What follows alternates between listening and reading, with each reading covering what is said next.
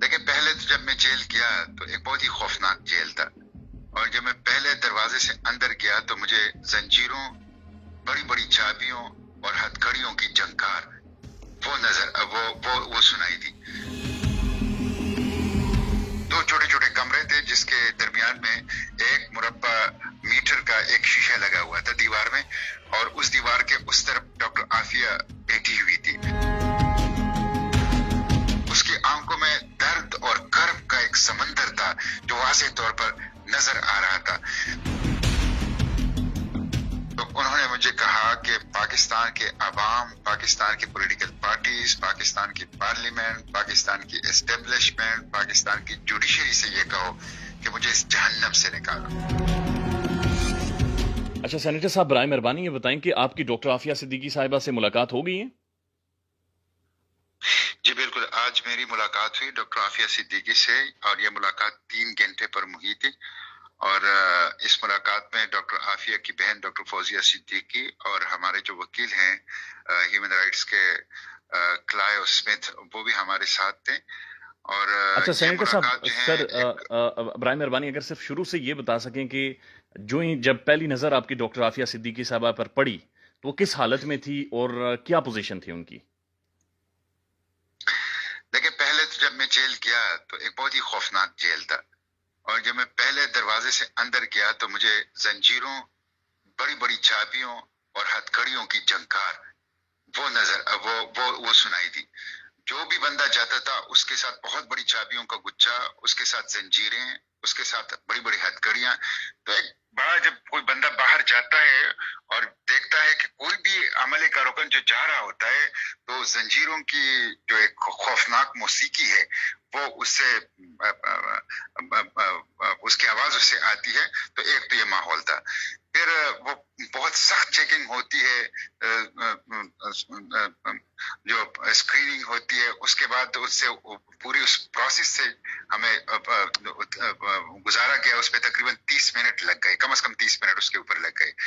फिर उसके बाद फिर बहुत ही अंदर तकरीबन कोई 4 मंजिला मुख्तलिफ बिल्डिंग्स हैं जिसमें हमें ले जाया गया, और वहां पे दो छोटे छोटे कमरे थे जिसके दरमियान में एक मुरब्बा मीटर का एक शीशा लगा हुआ था दीवार में, और उस दीवार के उस तरफ डॉक्टर आफिया बैठी हुई थी, और इस तरफ 3 कुर्सियां, चूंकि 3 बंदे, 3 कुर्सियां रखी हुई थी, और दरमियान में रिसीवर के जरिए से, टेलीफोन के जरिए से हमारी बात होती थी शीशे के आर और पार। डॉक्टर आफिया भी मैंने जब पहली उनके जिस्म के ऊपर भी उसी तरह से जंजीरें लगी हुई थी? मुलाकात के लिए जब लाते हैं तो जंजीरों में होती है, मुलाकात के लिए से जब पूरी हो जाए वापस ले जाती है तो फिर जंजीरें रह गई। मुलाकात के दौरान उसके ऊपर जंजीरें नहीं थी। जी। तो मैंने जब पहली नजर में देखा तो सच्ची बात यह है कि उसके चेहरे के ऊपर एक एक अजीब तासुरात थे। उसके एक तासुर तो सकीनत का था, जबरदस्त किस्म का एक सुकून, एक सकीनत। एक दूसरा रूहानियत का था कि उसके अंदर एक नूर था उसके चेहरे में।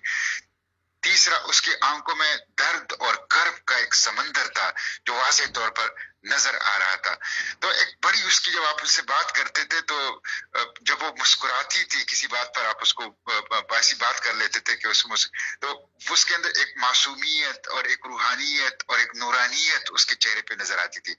और जब वो अपने दुख बयान करती थी, अपने बच्चों का, अपने वालदे का, अपने अपने अपने वालदा का, अपने खानदान का, फिर अपने साथ गुजरने वाले वाकयात का, फिर रोज जो उसके साथ जेल में गुजरता है, तो उससे जो उसके चेहरे के ऊपर दर्द और कर्ब के आसार नुमाया होते थे वो नाकाबिल बर्दाश्त होते थे। तो एक इम्तिहान था मेरे लिए 3 घंटे, और मैं कोशिश की कि मैं उनको ज्यादा से ज्यादा इंगेज करूं, ज्यादा से ज्यादा उनसे बोलूं, उनके बारे में मालूमात लूं, उनको हौसला दूं, उनको हिम्मत दूं। किस बारे में डॉक्टर आफिया अपने बच्चों के बारे में या वालदेन के बारे में, किस चीज के बारे में बार बार पूछ रही थी या ज्यादा ज्यादा उसके बारे में डिस्कस कर रही थी?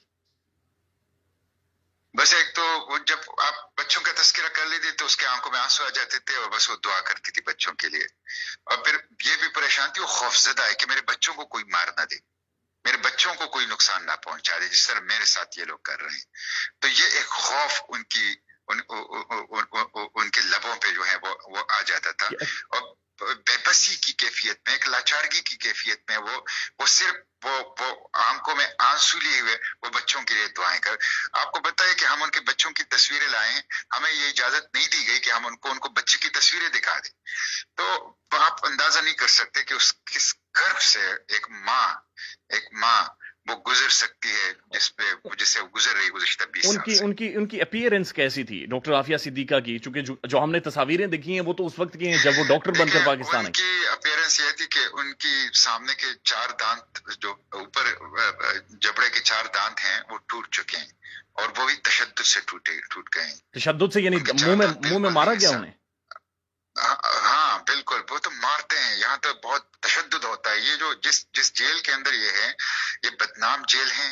इस वक्त भी अमेरिकन एडमिनिस्ट्रेशन का इसकी कई इंक्वायरियां चल रही है।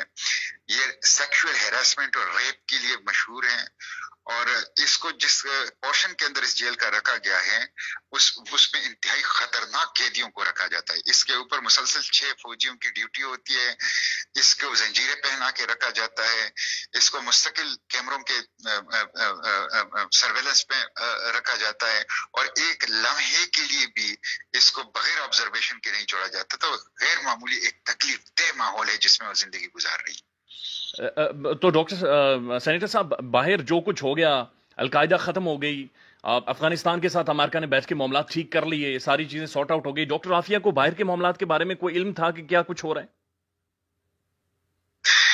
डॉक्टर आफिया के बाहर के मामलात में हल्का फुल्का इल्म था, लेकिन उनका हाफिजा खराब हो चुका है, कमजोर हो चुका है।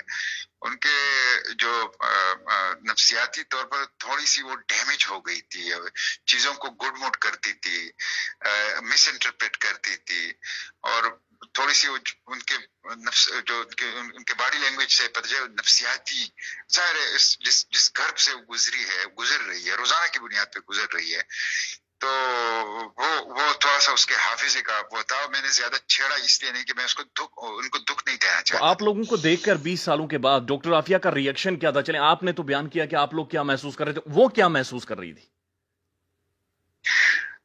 वो मैं आपको बताऊं कि वो थोड़ी सी, मतलब मैंने उनसे पूछा कि आफिया बहन, आपको खाने में कौन सी चीजें पसंद है जी?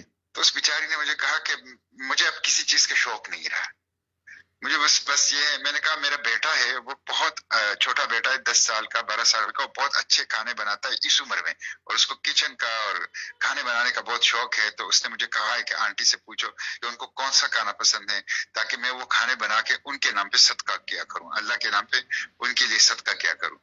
तो उसने मुझे कहा कि मुझे तो बहुत खुश हुई बच्चे के लिए। कहते हैं अच्छा है कि बच्चे जो हैं वो किचन में जाते हैं, अपना खाना पकाना सीखते हैं, लेकिन साथ कहा कि मुझे तो कोई दिलचस्पी नहीं है जिंदगी से, मेरी दिलचस्पी खत्म हो गई है, और मुझे तो खाने का नहीं, बस सिर्फ अली से, जो छोटा बेटा है मेरा, वो अली से सिर्फ ये कहो कि खाने जो पकाएं तो अच्छी न्यूट्रिशन वाले खाने पकाएं, उसमें अल्लाह की नाफरमानी की कोई चीज ना हो, और वो गरीबों में बांटा करें। सेनेटर साहब, अपनी माँ का भी जिक्र किया?